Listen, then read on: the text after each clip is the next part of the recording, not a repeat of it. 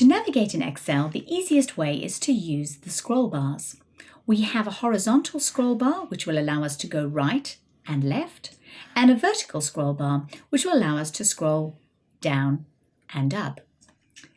At either end of the scroll bars, you will also see small arrows that allow us to make smaller movements. So for example, I can click here to move up one row at a time. Using the scroll bars, however, is not always the most efficient method. Sometimes it is quicker to use our keyboard. For example, we have 4 arrow keys, which will allow us to easily move left, down, right, and up, one cell at a time. If you need to make bigger movements, 2 really useful keys are the page up and page down. What they do is take us down one screen's worth at a time. So you can see at the moment I'm on row 562 at the bottom here.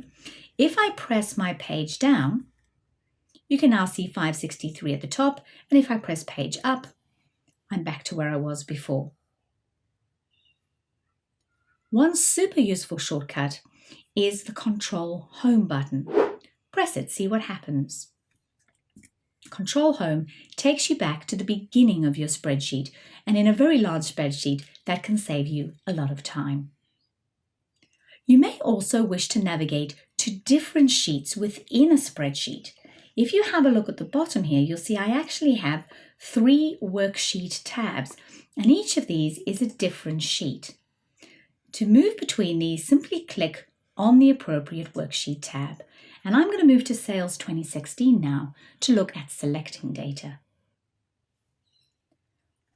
To select a single cell, simply click on that cell, and it's a single click, not a double click. This cell then becomes the active cell, and you can recognize it because it's got a solid border around the edge. If you wish to select more than one cell, click on the first cell in your selection, hold your mouse down, and drag to the last cell.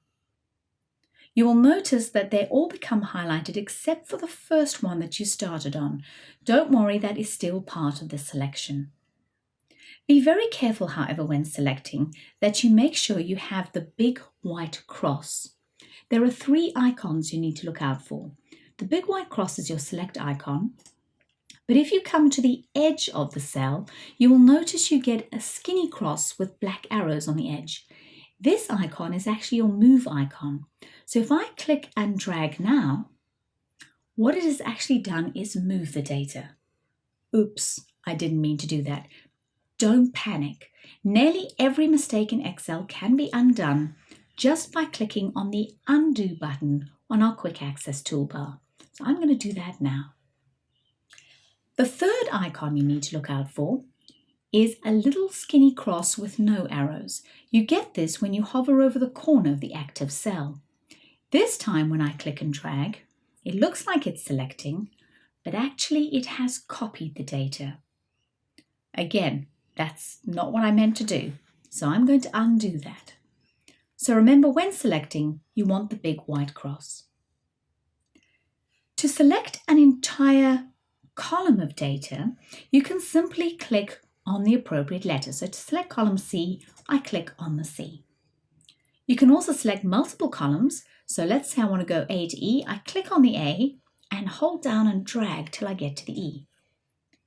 And of course, you can do the same with the rows. So to select row 5, I'm just going to click on the number 5. Between the row numbers and the column letters is a funny little corner. And if you click on that, you select your whole spreadsheet. Nice and easy. Sometimes you want to select larger sets of data, and clicking and dragging can be quite slow. So another option is to click on the first cell in your data set, then hold the Shift key down and click on the last cell. And that will select everything between your 2 clicks. But wait, there's more. An even quicker way of doing this is to click somewhere in the data set and then use the shortcut Control A. Control A for all. Very nice and quick. One last thing. Sometimes you need to select 2 sections of data that are not next to each other. We call this non-contiguous data. So let's say I want my account managers and their Q4 results. I start by selecting my account managers.